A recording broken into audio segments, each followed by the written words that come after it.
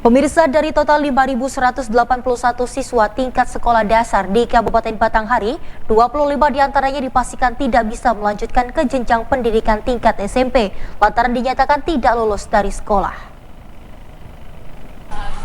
Proses penerimaan peserta didik baru atau PPDB untuk tingkat sekolah menengah pertama di Kabupaten Batanghari sudah mulai dibuka. Namun dari hasil angka kelulusan di jenjang pendidikan sekolah dasar, tercatat 25 orang siswa dipastikan tidak bisa melanjutkan pendidikannya ke jenjang tingkat SMP sederajat tahun 2021 ini. Karena dinyatakan tidak lulus oleh pihak sekolah saat menempuh pendidikan di tingkat sekolah dasar, hal ini disebabkan salah satunya karena para siswa tersebut tidak mengikuti ujian sekolah. Berdasarkan laporan dari 213 sekolah dasar yang tersebar di 8 kecamatan, secara global angka kelulusan siswa SD di Batanghari mencapai 99,55%, di mana dari total 5.181 siswa, terdata 5.156 orang dinyatakan lulus. Persentasenya 99,55%.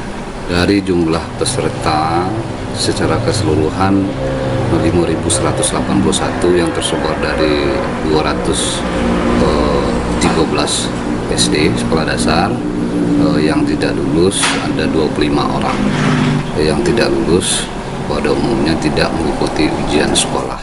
Tidak hanya siswa tingkat sekolah dasar, sebelumnya di tingkat sekolah menengah pertama juga terdapat sekitar 40 orang yang dinyatakan tidak lulus karena persoalan yang sama.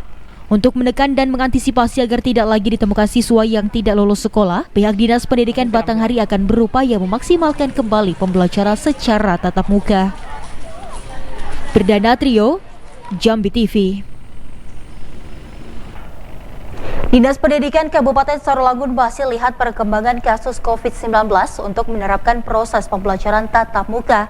Jika kasus menurun, maka PTM akan dilakukan. Terkait dengan penerapan proses belajar mengajar secara tatap muka pada tahun ajaran baru 2021, Dinas Pendidikan dan Kebudayaan Sarolangun saat ini masih melihat perkembangan kasus COVID-19 mengingat jumlah kasus masih meningkat. Menurut Kepala Disdikbud Sarolangun Helmi, para siswa dijadwalkan mulai kembali masuk sekolah pada tanggal 12 Juli mendatang. Jika nantinya proses pembelajaran tatap muka tetap dilakukan, maka pihak sekolah ditekankan benar-benar menerapkan prokes yang ketat.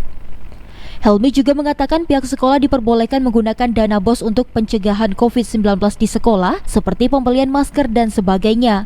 Namun pihak sekolah harus mengikuti petunjuk penggunaan dana BOS tersebut terkait apa saja yang boleh dibeli. Penanganan, pencegahan, penanganan, dan lain masalah COVID di sekolah. Nah, itu dia wanti-wanti. Ya, silakan sekolah berkolaborasi untuk masyarakat. Itu berapa persen, Bang? Dana BOS yang bisa digunakan untuk COVID? Ya, mereka kan ada petunjuknya. Ada juknisnya, ya, tidak semua, karena ada juga hal lain yang harus digunakan, tapi dibolehkan untuk itu. Surya Abadi, Jambi TV.